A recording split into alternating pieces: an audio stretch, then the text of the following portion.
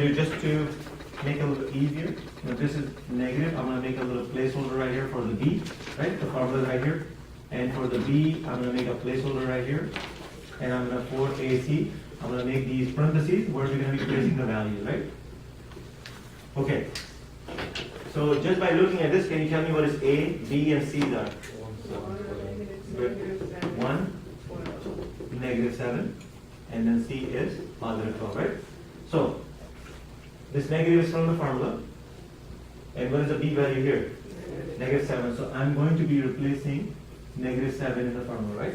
Now sometimes students get confused, they don't carry this negative actually, right? It's because negative is coming from the formula, and negative is also happen to be a value.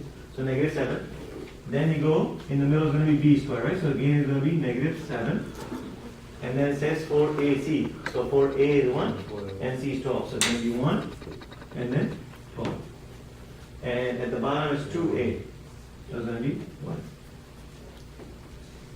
So again, we're just placing the values in the formula, right? Any questions so far? Alright, so now we're going to simplify. So equal. So if we open the parentheses with the negative outside and negative inside, what happens?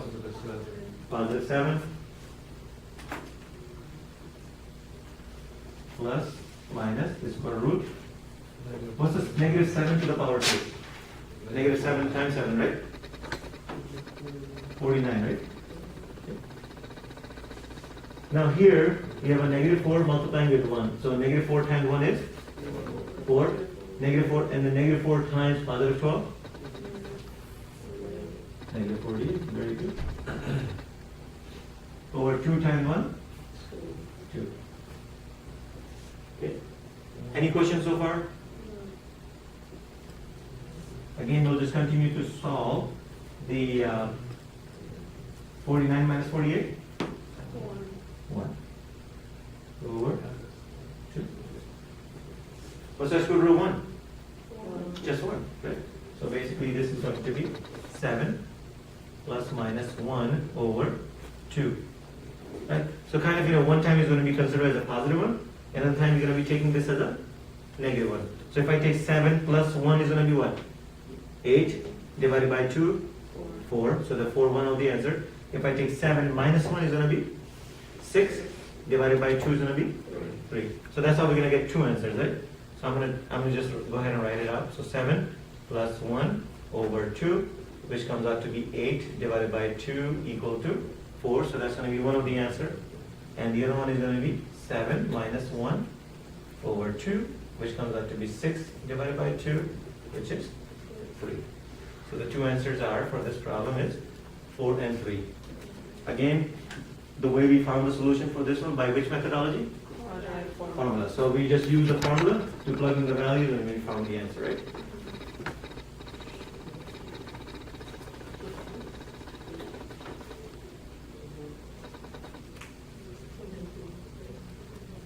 I think was it okay?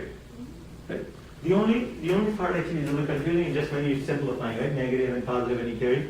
That's the only part it becomes a little challenging. But beyond that, you really don't have to think about it in terms of A times C and all of that, right? What about when the inside the square root is a negative? Very good, okay, right? So now, very good question.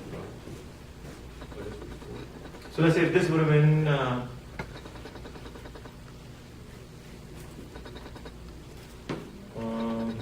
I'm just kind of thinking how. So here's my question.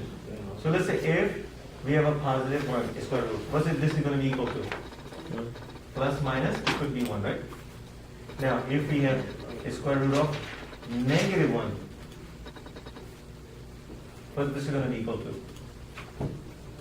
Again, what's the square root of 1? 1, right? But since you have a negative sign, it's not going to be just simply 1. It's going to be plus minus 1 and then I.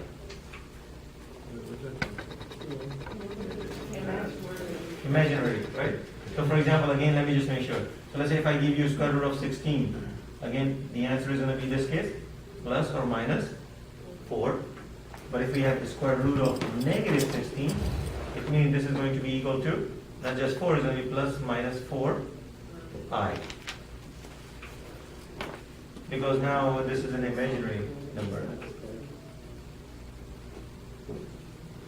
Because as you saw some of these problem analysis, I'm pretty sure probably you've run into this, where you're going to end up actually having the part of the answer is going to be as an I.